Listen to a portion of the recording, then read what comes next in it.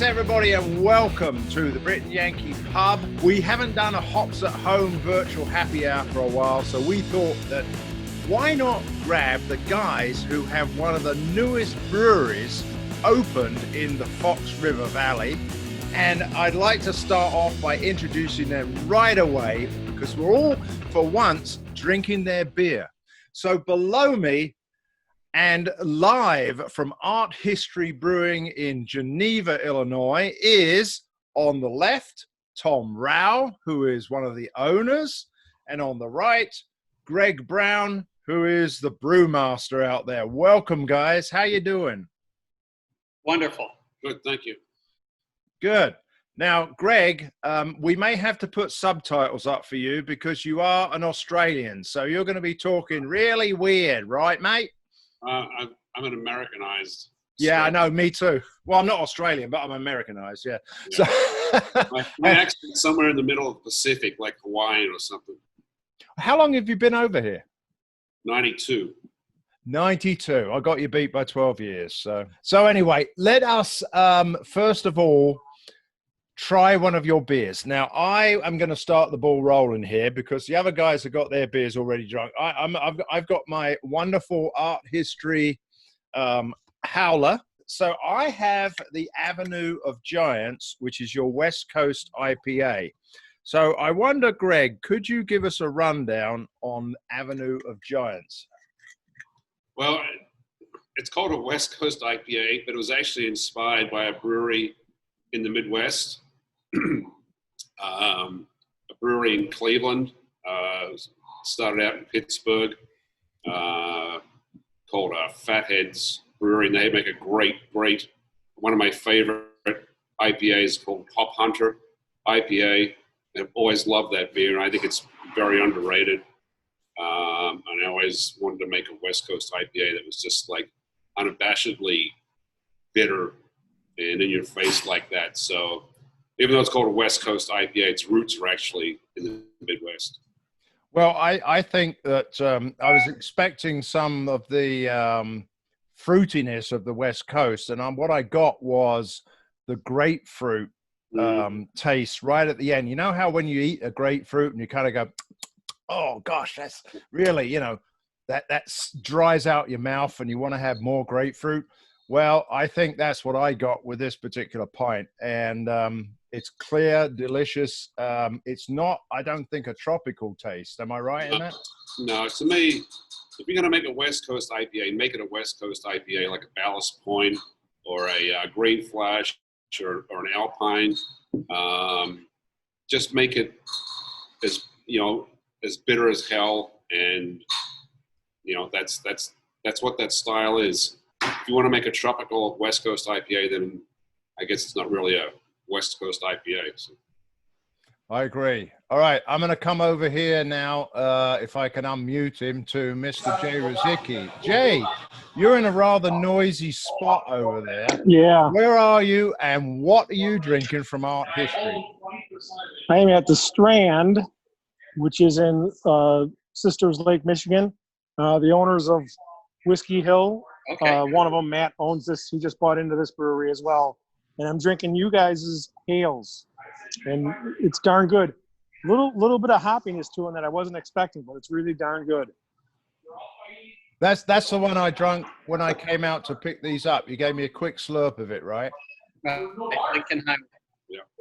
So tell us the story of the Helis Lager then. So one of my favorite beers in Munich is Augustiner Edelstoff. And I wanted to do something like that, but not as malty. So it's kind of the Helis is sort of a cross between the Augustiner Edelstoff and their Vollbier. And the Vollbier's actually got quite a bit of bitterness to it. But Augustiner to me makes some of the greatest beer in the world. We used Augustiner yeast, and we fermented it. We can't do decoction here, but I fermented it at a cold temperature, which I think is critical. If you're making lager, you have to ferment cold. And I'm pretty happy with it. Yeah, I think I was pretty happy with it as well when I came and drunk it. Jay, are you pretty happy with it out there? Yes, I am. I was admiring the person in the background of you guys pouring a beer. They have us, in the proper glass. We got it out coming out of the Luker side pour. A bit of a crazy head on it, so we're actually going to tweak these side pours. And I think I'm right in saying that that's a traditional Czechoslovakian beer tap, right? Correct. Yeah, if you go to Prague, everybody's pouring out of these Luker taps, and oh, look at that! The way it was explained to me is, and if you go online, you can see some YouTube videos from Pilsner Raquel, but the theory is that if you start off with foam, it's completely opposite of how you would pour a beer here. You start off with foam at the bottom of the glass, and then you submerge the nozzle below the foam and allow the foam to rise up. And that way, the beer never gets oxidized. So that foam will protect the beer from getting oxidized. And they say it gives her a much smoother taste. And what I like about it is they call it wet foam. So they say they pour wet foam because that beer will collapse back into mostly liquid. When you pour a beer here, they call that dry foam because when that collapses, that basically collapses into the bitter beta acids that are in the hops. And that's why if you taste beer foam, it's very bitter. So what the Czechs are trying to do is avoid that collapsing foam that gives you that bitterness. And I will say it gives her a smoother beer. It's more drinkable. I mean, I think the Czechs are the number one beer drinkers in the world. I think part of that is because their beer is good and it's very, very smooth and drinkable. I will agree with that. I am half Czech. There And the other half bounces, right? Yeah, It's a exactly. rubber check. Thank you very much. All right, there we go. We got a regular bell. I was just in Prague last year, and Tom was there not too long before that. So we both connected over the fact that we were in the Czech Republic. We just loved the beer. Yeah, so I spent 5 weeks in Munich, and then we went spent a couple days in the Czech Republic, and then went back with the family and took them back, and just studied the pouring and the beer styles in Prague, and it came back as a convert. So we had to, when we started talking about our favorite beers, first time we met, our top 3 favorite beers were the same, just in different order. It was amazing. It was okay. We got this stuff. What were your top 3 best beers? Can you remember? Or were you so drunk you couldn't? I think you said German Pilsner was one of your top. Yeah, I'd say Bitburg is probably one of my favorite beers in the world. And I basically, I love the Augustiner Edelstoff. We spent more than a couple days at the Augustiner Keller in Munich, and then I would say Pilsner Urquell is one of my favorite beers. And then I fell in love with Schwenkler. I went there twice. Once with the Siebel group, the Domans group, and then once with the family. Took them back and just loved it. Absolutely loved it. Well, we'll come to finding out a little bit about why you started a brewery in Geneva in a second, but I want to head down to Ken. And Ken, just for the viewers who think you may be in a weird position, you buggered up your back, right? Yeah, I got a little back injury going, so I'm laying on my stomach right now. So it's a little weird drinking beer in bed. But you got a week back, beer, right? man. You got a week back. When did you get that? About a week back. Yeah. No! Everybody knows that one. All right, so Ken, what are you drinking? I've got the little card that came on the growler. Lincoln Highway, it's their APA. It's really nice. It's got kind of a toasty malt character to it. Little bit of a hop, little bit of bitterness, but not too much. It's more, to me, it's more about the malt in this one. It's delicious. 5.8% drinking. Yeah, and just for people who don't know, Lincoln Highway is otherwise known as Roosevelt Road, otherwise known as Route 38, right? That's right. I think that's where you're located. That's right. This first cross country, it predates Route 66. So cool. So, Ken, you've also got a little bit of knowledge of Mr. Browne over there, right? I've been to, I think the first time I went to Mickey Finn's was in the 90s and met Greg back then. But yeah, I've known Greg for a long time. We didn't tell people that's where Greg was. So prior to being in Art History, you were at Mickey Finn's, right, Greg? Yeah, I was there 15 years and then bounced around a bunch of different places, always in Chicago. I've seen pretty much the fall and rise of the brewing industry in Chicago. So we are all enjoying your beers, and this is going to be kind of a slightly different video / audio podcast, because I'm going to end up the video portion of this by asking you to show us your brewery, please. So can you guys pick up your laptop and show us around? Yes, we can. All right. All right, here we go. Okay, so let's get a quick shot of the beer garden or the patio. We've taken some of the seats down temporarily. There's a couple of protests in the area, and we're just going to be a little concerned about anything that could be used as a projectile. So we're open for business there. We got seats for about, I would say, 44, and it's our beer garden furniture, which is inside right now, but it's pretty much the benches and the tables. We put in a brick wall, which will actually end up hosting all of our label art, and then turn into a gallery for local artists, supporting those who need a little space. Merch wall and our menu boards. We're testing something called a split flap. That old TWA terminal in Kennedy, where the arrival times would all be, or the little train stations in Europe, where they would just, the split flaps would all roll down, and you'd have all the new train times, the rail times. We're doing that digitally with the menu boards. This is the back area, kind of the seating for the lower dining table. We're going to have a live art mural painting that's going to go on for the first couple of weeks after we open on this wall, and then the swing around. So we have a cooler where we have a canning, little 2-head canning system. We're going to be doing 16-ounce cans to go. And right now we have it full of the howlers and growlers. And then the bar, you see, actually, let's talk about the ceiling. It's a cerulean blue. We're really trying to add color, a little bit of pop and color to the space. The lights, the fixtures were made by an artisan in Minnesota called Bicycle Glass. The ceiling is baffled. These are turf panels. They're made from recycled water bottles, have integrated LED lighting in them, and they actually work as sound absorption. We're really keen on trying to keep the acoustics where people can actually have a conversation, still hear a little music in the background. So let's walk over to our pride and joy. I think somebody's using the Luca right now.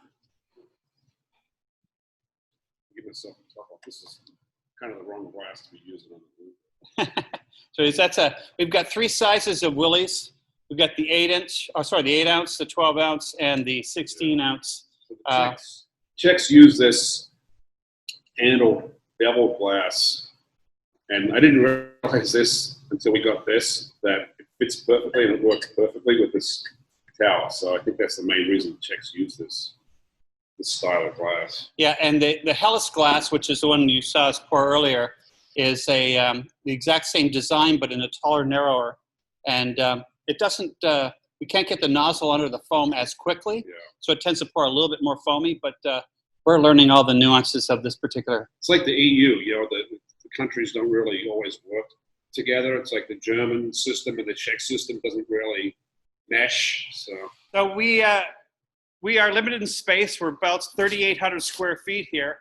So one of the key things that we wanted to do is maximize beer storage, but also the fact that we're going to be doing a lot of different styles, temperature control, gas mix, carbonation on every single beer.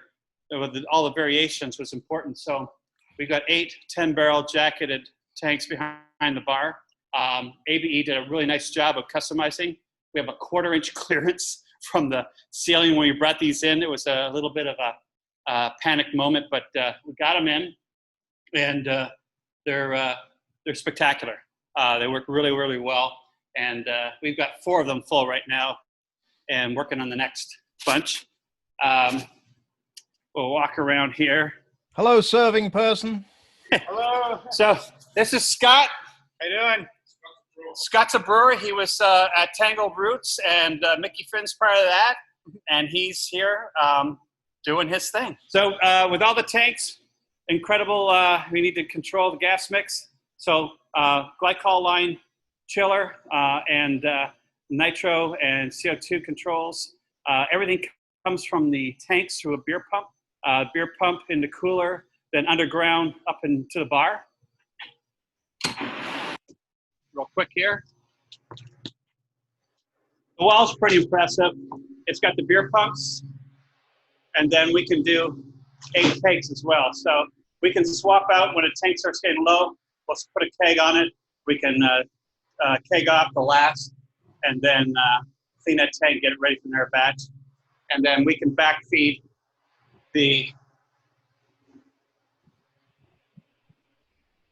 all of our cans will be canning will be feeding from behind here. We have yet to wrap the kegs and put the collars on, but that's coming. That there is a pin of dithering bitter. It's our Yorkshire Best Bitter.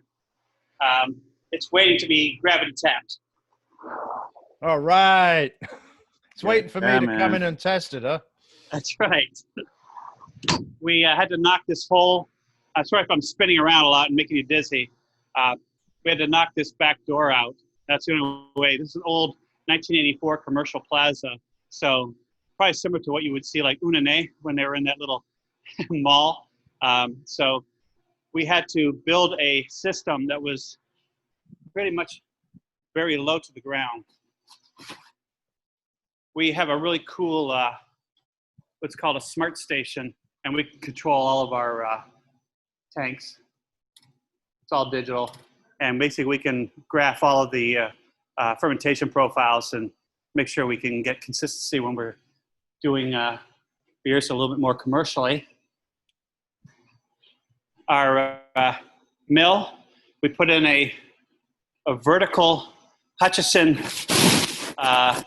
vertical auger, and so we mill in directly up, and then it drops into the grist case, and we can do the milling the night before, and then we do the flex auger to an ABE 2-vessel 10-barrel system. Really nice low profile, semi-automated, so the brewer can be on the stand for the whole period.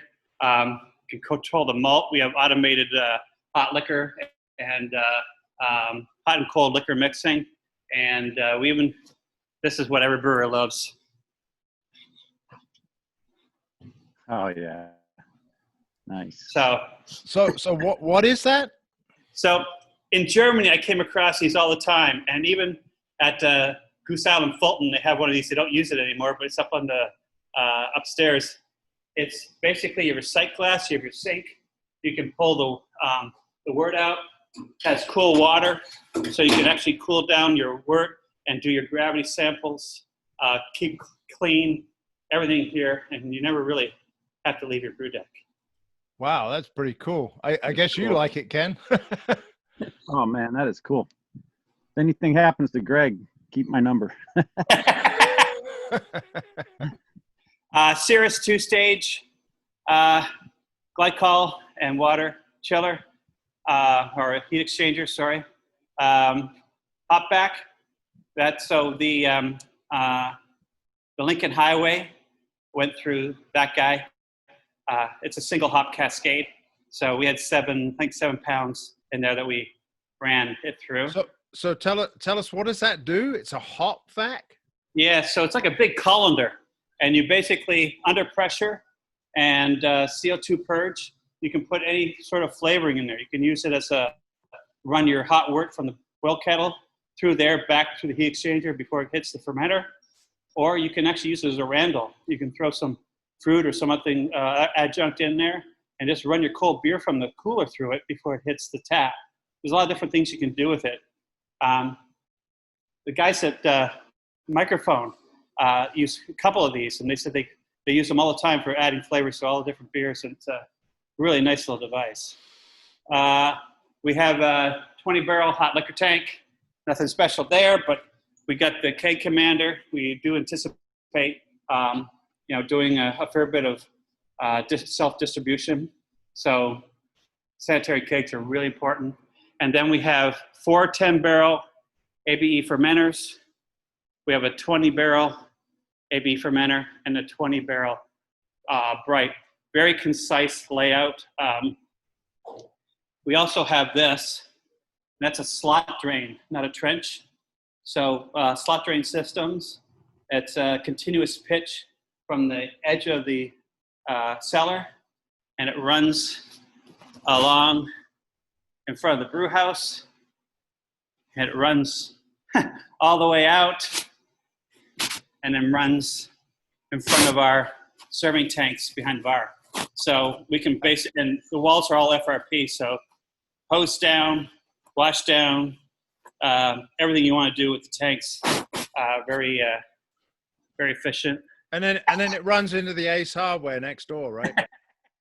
Well, I think it runs into a blockage somewhere underneath the restaurant 2 doors down. Okay. Oh, nice. And that's no joke. And then we have our little cask 2-head MCS. Again, space constrained, but we have the ability to probably do in a single day, maybe can off 10 barrels, and we really had to. So we can do it ourselves. Our first batch of cans is coming in about a week or so. We can do 500 cans of 4 different labels. This is our taproom manager. That's Mike. Hey guys. That's a hell of a beard you've got going there, my friend. It needs a little bit of a trim, but not too bad. But an inch on him is not as noticeable as an inch on the rest of us. Yeah. Yeah. Right. We have a saying, because our branding is around art, architecture, and design. We have a saying that we're trying to, it says foam follows function. And little take on Mies van der Rohe's form follows function. But to us, it's about the importance of foam and what it says about the quality of the beer, quality of how it's been made, how it's been treated, how it's been poured. Well, thank you so much Really indeed cool. for that wonderful trip around the brewery. I'm going to unmute Jay. He's unmuted now. How's it going out there with that Helis Lager? Almost done already. It's really good. I bet you wanted one of those ones that he poured. You know me, I do like the dark beer. The dark beer. Wait a minute, that was light. That was crisp. No, the one he had earlier was a darker beer. Oh, right, the Rausch beer. Yeah, the Rausch beer. Yeah. So, you guys, to wrap this up, I think, which is thanks very much for that brewery trip, at least for the video portion. I want to ask you, are you guys open now with all these beers on tap that we've been tasting and you've been drinking? So we got 4. So the APA, the IPA, the Helis, and the Czech-style lager, which I don't think you had a chance to take with you. It's called Gravitas, and it's a version of what you would taste from the best Czech Prague pubs. On the 10th, I believe, we're launching the Rauch beer, and then the week after, we have a pre-prohibition lager called Geneva Bell, which is made from 6 row and flake corn. And then we have our History Major. Yeah. So our flagship hazy. That's great. Got to have a nice big fruit bomb, and that'll be coming out And that's what actually clogged the sewer today with the hop dump yesterday. So it's got a lot of hop. So it's going to be probably a little bit early version of a Northeast style hazy, leaning maybe a little more towards pre-treehouse before they started getting, and definitely not as lactosey as you would see today.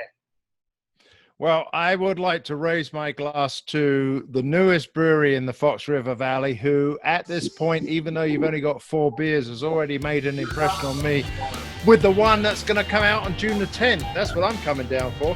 So we're going to conclude the video portion of our podcast, and I'm going to say cheers to art history. Cheers for me. Cheers, guys. And everybody, Prost. Oh, that's German. Wait a minute. What's Czech for cheers? Nostrava. Yes. Nostrava. All right, what do I give it now? Nostrava. Nostrava.